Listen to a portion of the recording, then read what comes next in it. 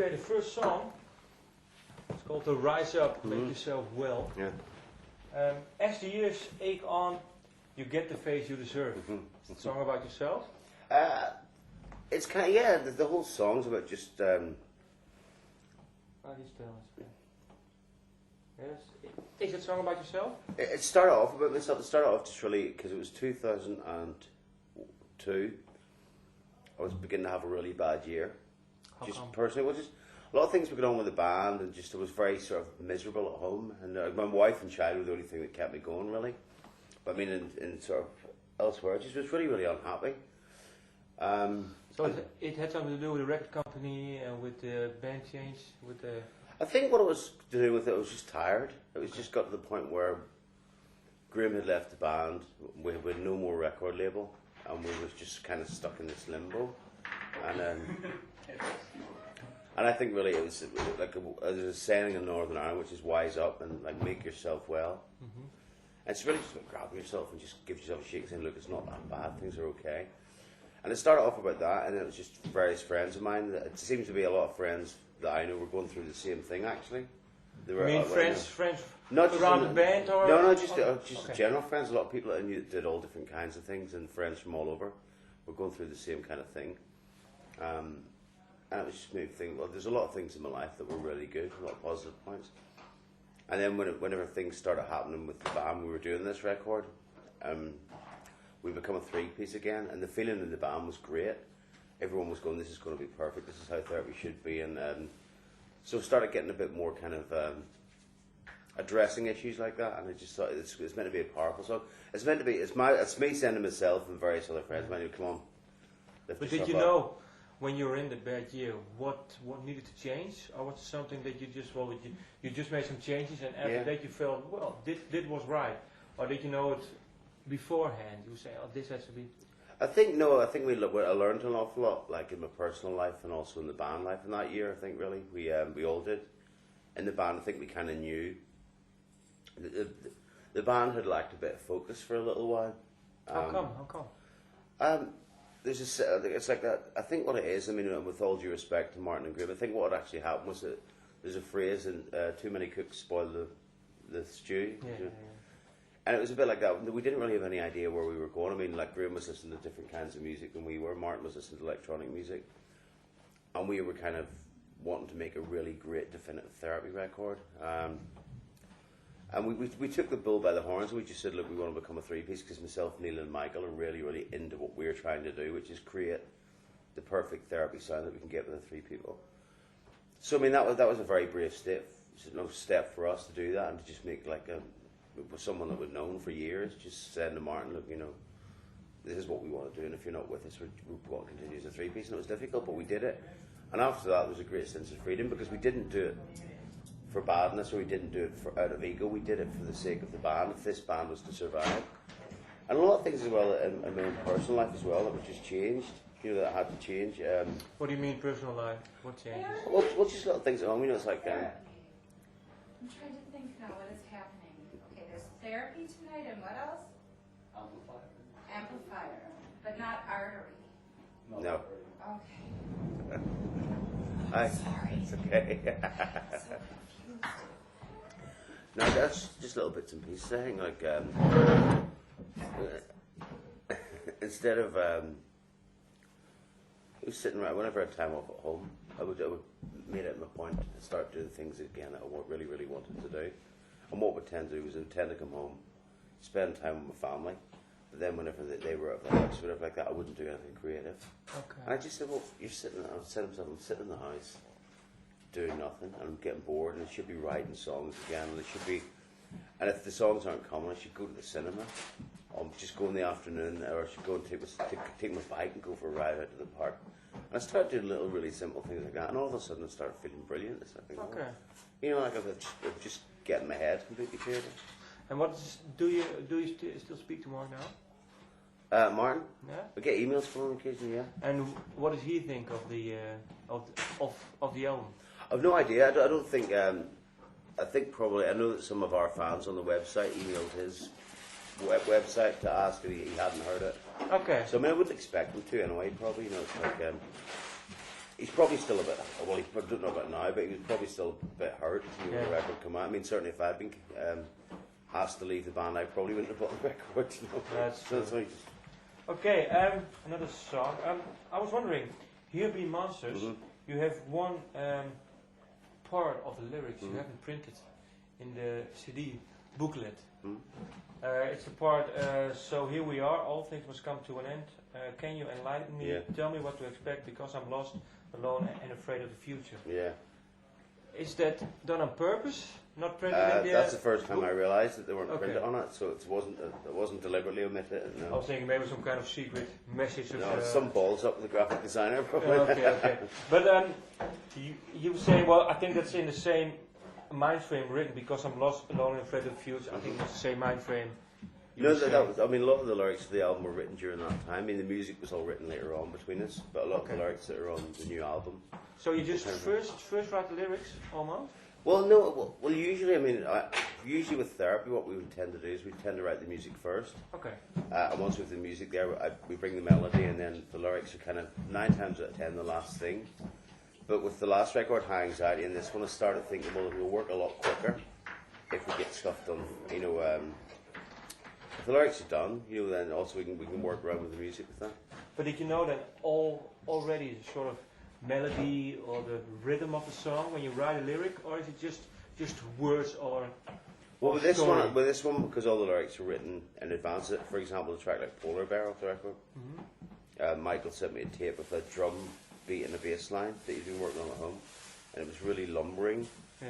And it was like kind of, it was very sting, it was like that. And I just thought, well, that actually sounds like, you know, when the polar bear goes mad, it goes round and round. So that was perfect for it, so we just put that onto it. And something like Die Like a Motherfucker was just because it was so up-tempo, the track, when we got that. And it actually means that you can work a lot more on refining things whenever that happens. Okay. And when you started out, therapy was a question mark. It still is with a question mark, but has it been a good therapy for you for the last 15 years? Oh, completely, yeah. I've enjoyed every minute of it. Yeah. Except from, let's say, two or 3 years ago, or was it also good to No, within, I mean, let's face it, that was whenever I was at home. Whenever we were actually on tour, I mean, we got like a guy from Three Colours Red to fill in for some Scandinavians. I mean, when we were all together, it was always fun. Okay. You know, there was times, I think, I mean, I've always vowed that if it stops being fun, if it stops being creative, then I'll do something else. And it never got to that point. I mean, it was only just the kind of, the peripheral stuff, really. I mean, once we were on stage or once we were on tour, everything was fine. It was just on the downtime that you would reflect on this thing. But we've got that sort of out now. It's great fun all the time. I mean, I never used to particularly like it in the recording studios. Why not? It was just such a minefield. It was like, you know, you would go in and in the early days of therapy, we would go in and we didn't have much money, so we would go in and record the songs, and we were so grateful to be in a recording studio. And then when we signed a major, it was great fun because we were in a studio and we had a little bit of money and we could spend a bit of time. But then that was, after that, it just became a choice. It was like over directions where we wanted to go, and the producer would want one sound, the drummer would want another sound, and it wasn't like whenever we started the band, we were mates, we were pals. And it was like us against the world, and then somewhere down the line, I think that drifted off. So it's like just. Was it maybe because of that you got too much freedom and too much opportunity to do things? Because sometimes when you're a bit limited in your choices, then you have more focus. Do you know what I mean? If you have a lot of money and you can do everything with you can really, right? I mean, the thing is, what's happened with us with this record is that we have to do things, we have to know what we're doing before we go into the studio. I mean, there's an awful lot of room for what happened to us, to a certain extent, on Semi-Detached, the record. Was that we got an awful lot of money, we were still on NM. And we spent 3 years making that record. And we didn't fucking know what we were doing. I mean, it was like, at one point, the drummer discovered Radiohead. Okay, yeah. And I think Radiohead are a great band. But Radiohead are making Radiohead records. We do not need to sound like Radiohead. You know what I mean? We'll let them do it because they're great at it. We'll sound like therapy. So you go in, you try 3 or 4 different versions of songs, and then it was in that. That's what sort of put me off recording, really, because it was just such a nightmare. I mean, it's whenever we did the Semi-Detached album, we went in and we did versions of Don't Expect Roses and all that really, really quickly. Okay. And there's demo tapes of those about that they sound far better than the finished record. And that's just because we went, right, let's go and do it. We'll plug in some of these effects. Ready, go, and it's live, and it sounded great. And then the album comes out, and it sounds a lot cleaner and a lot. Okay, but I think when you were getting bigger, I think then it's at first it was nice to have more freedom and more space in the studio. When did it turnaround come? Well, I think the thing was, whenever we did Troublegum, we had absolutely no idea it was going to be a success. It was, and Troublegum was done really cheaply. I mean, I remember at the time, I can't remember what it cost, but we were talking to some people in other bands that were around. Like, but it sounds good. It sounds. It sounds really great. Yeah. But it wasn't done. It wasn't done like for £250,000 or anything like that. It was, I don't know. God knows, I don't know exactly what it was, but it was done relatively cheaply for a successful record. And then the one after that, Infernal Love, is when we started spending, and Severely Attached, we started spending stupid amounts of money on records. But it's just the sense of urgency and importance goes then, because you think you can take your time. And a band like Therapy, if you look at our career, we had a single out, a mini album, then in '92 with a mini album and a major label album. Then there was 3 EPs in '93, an album and a ton of singles, album and a ton of singles in '95. So bang, bang, bang, bang, bang, and then it gets to after Infernal Love, nothing for 3 years.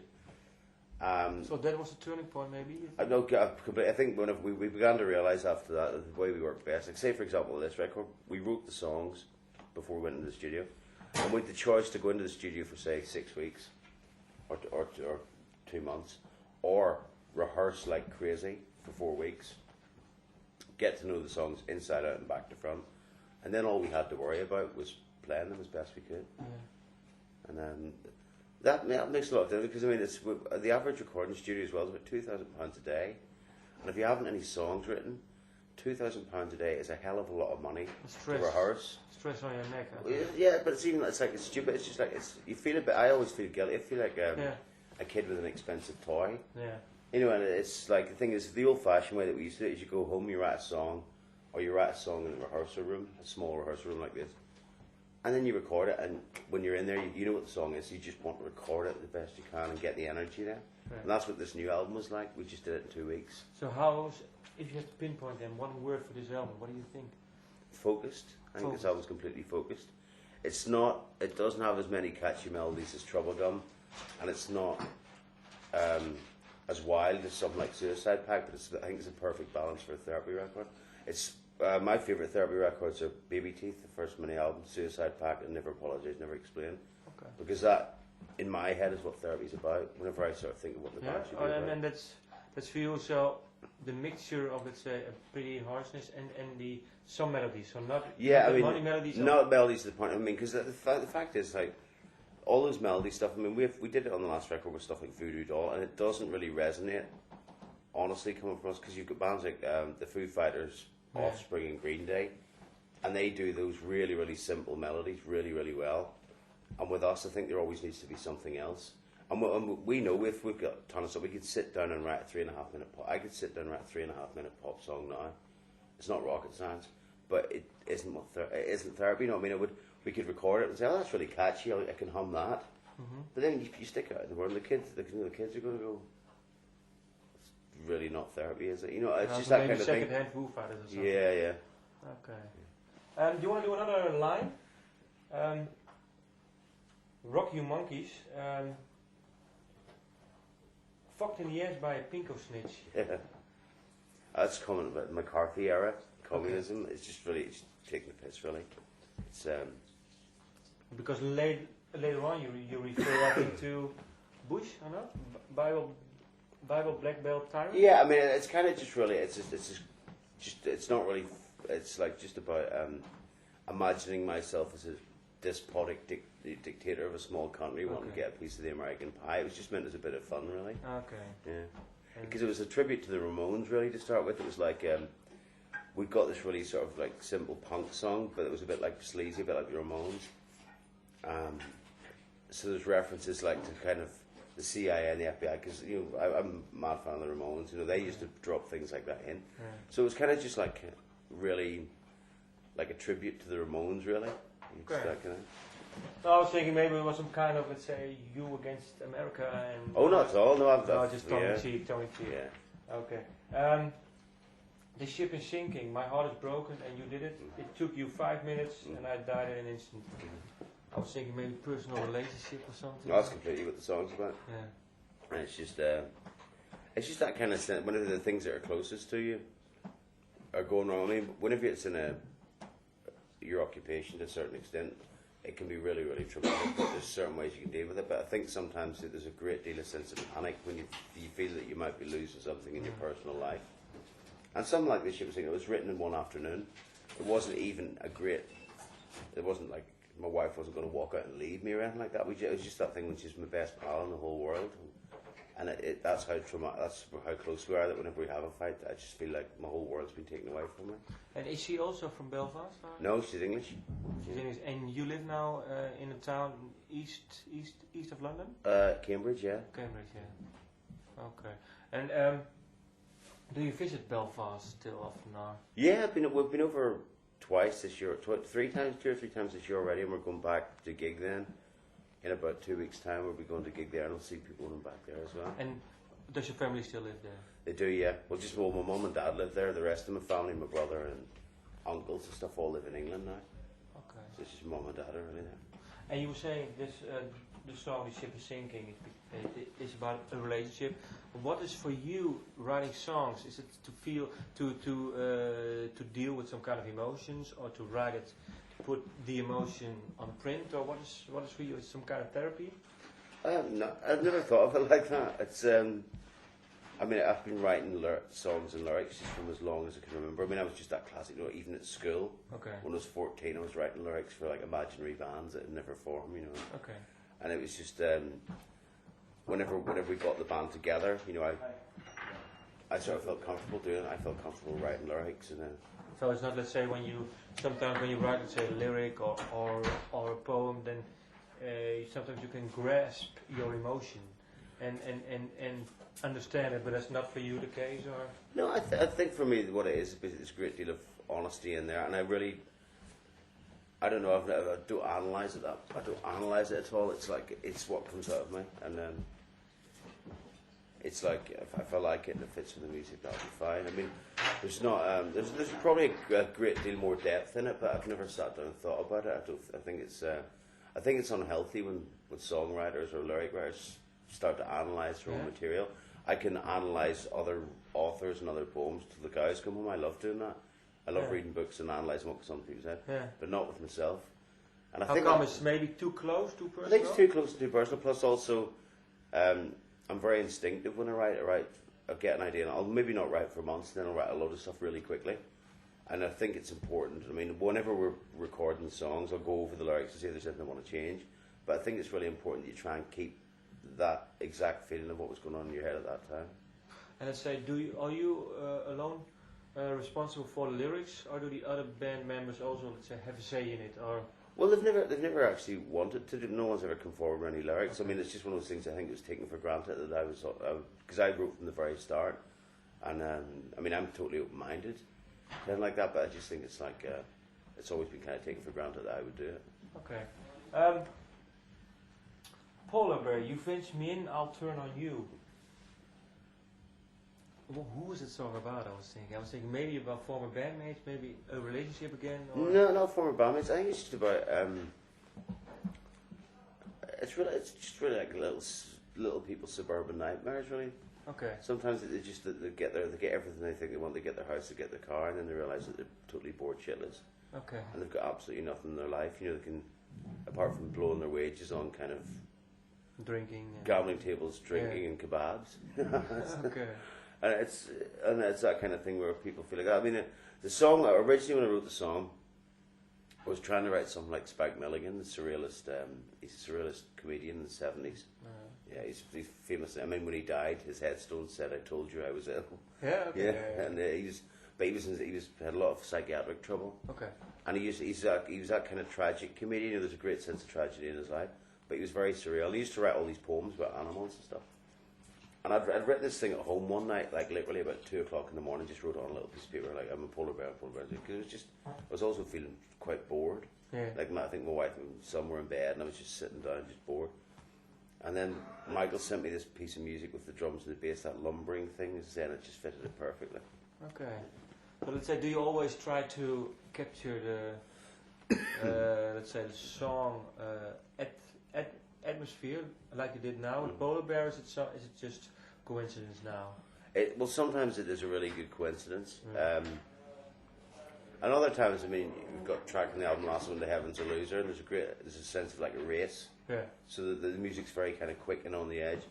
And that things, I mean, there's been a couple of times we've tried it and it's failed. You know, there was talk when we were doing Polar Bear, we went too far. At one point we thought, well, I remember we were talking to the producer saying, well, to make it sound icy, should we like get glass? Yeah. And he just said, don't be stupid. So you just have to let it more to the listener. Yeah. What's the secret of your long career? Because you have been around for 15 years, I think. Yeah. What kept you going? Well, I think because, in a sense, probably really basic, but it's the fact that we've always just been into it for the right reasons, for the music. And I think really what happened with us is, because we've had ups and downs, we've had big albums that sold well, and we've had albums that didn't really sell at all, but we still kept doing it because we love doing it. And the thing is too, we've also a great deal of sense of belonging. An album like Suicide Pact, You First, didn't really sell at all, but I thought it was a fantastic album, so did the band.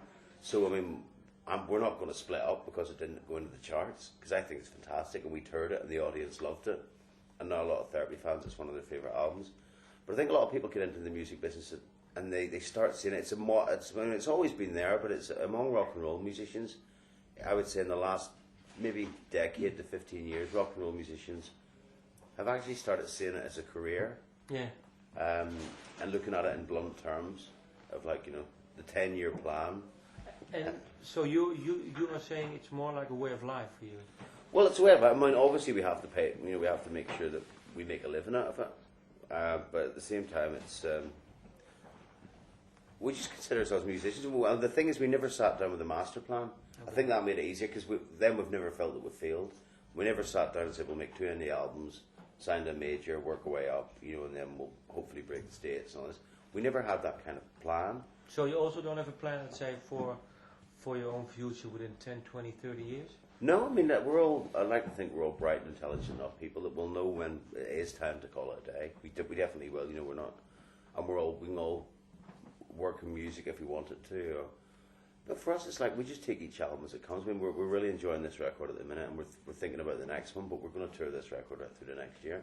I think that's what's kept us around, because we've never, I think that's whenever you start setting yourself, it's nearly like you're becoming a sales director of a big firm. Some people that are in bands these days, I mean, I actually know people and musicians in Britain that'll sit down and go, well, we'll do this album, we'll probably get radio play, it'll be big, then we'll do the festivals, and then the next album we'll take a step up and we'll make it more. And you're thinking, well, how do you fucking know? You could release the album, no fucking person will buy it. So and then you feel like a failure. Do you think that now the music industry is worse than it was, let's say, 15 years ago? No, not at all. No? Some people say that it's all about image and commercial, and if you don't have a hit, let's say... That's rubbish. I mean, sure, like the Beatles, fuck me, the 4 Liverpool lads dressed in suits with bald head haircuts, The Beatles are one of the greatest rock and roll bands in the world, but that was marketing. People say, but they also had good songs. But they're fantastic songs. No, you're right there. That is the difference. They had great songs, but it's always been there. I think what it is now is that people are more shameless about it, and I think now what people want is more of a kind of quick return. I mean, the kind of amounts of records that the Beatles and the Stones sold, to get into the charts those days. I mean, you had to sell phenomenal amounts of records. Yeah. Whereas there's Eric Pride's, was it Call On Me or whatever that was called? He got into the charts. That was like the lowest ever in the UK. The lowest ever selling single to get to #1, but it got into the charts. I mean, so I think it's really like. I think now what it is people see the likes of your Boyzones and your Busteds and whatever like that, and think that it's come that. But that has always been around. It's easy to look in the past with rose-tinted spectacles and go, in the old days. But I know. I mean, the thing is, I know that economically, and I've heard this said to me, that the music business is in tough times. I know Germany's buggered, like the music economy, and I know when we were on tour there recently, a lot of people that we know have been fired from big companies for coming to shows that worked with us years ago. No, I've been sacked, and But don't you think that now? Okay, back then you also had let's say the Motown stuff. They had some big people shots, people who were writing the songs, people who were performing, but the songwriting quality was maybe more than it is now when you have, let's say, manufacturers bands. That's my opinion a little bit, because I think the songs are a bit less. The last really good song from, let's say, from a boy or from a girl, manufactured girl, I think was One More Time, Britney Spears. It was a good song. Fantastic song. Yeah, but I think the quality is sometimes a bit less now. Well, I think the thing is now is, I don't know, music's now moved on a bit as well. I mean, it's not, with the advent of rap and stuff, it's not what makes a great pop song. The goalposts have kind of slightly moved. Okay. Because, it's not, it used to be verse, chorus, middle eight, chorus twice, end, and a pop song, bang, first 30 seconds you had to have it or else it wasn't on. But like, you could stuff like Jay-Z and even in the R&B circuit, you get Dizzy Rascal, and they're sort of, to a certain extent, they're taking, it's not traditional songwriting, it's a new form, and that's what's selling in huge amounts. And some of that stuff is to be totally applauded as well, I think, fantastically. It is, but I think it has changed, but I also think the let's say some rap songs, you can also tell what is good or what's not good, because let's say Lose Yourself from Eminem is a really good hip hop song, but you also have bad hip hop songs. Oh, completely, yeah. Yeah, so, okay, but I want to do one last time, Dead Friends, who fucking needs them? That song, Dead, it was like an open letter to a friend of mine in Dublin that really let me down. He's been my friend for years, and he used to like... What did he do, or is it too personal? No, I don't go into the personals of it, but the guy will know who it is when he reads the lyrics. But he's just a really good friend of mine. I used to always... we grew up together listening to sort of the same kind of music. And then, there was always that kind of little thing whenever we signed a major label at the back of his mind, like, it's selling out a little bit, isn't it? And the music's not as good anymore. And about 2 or 3 years ago, he got a job for a major record company, and overnight he became the enemy. Not in my mind, but overnight his clothes changed, his lifestyle changed to become part.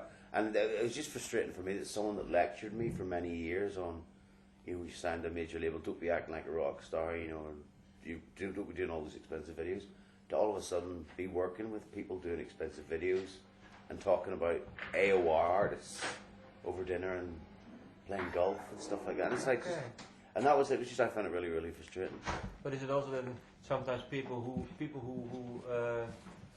diss, let's say, certain situation too much, maybe they actually will be part of it. For it. Well, that's one thing that makes it more bitter, really, to swallow. Whenever you think that maybe all along that was the idea. Yeah, that's a good point.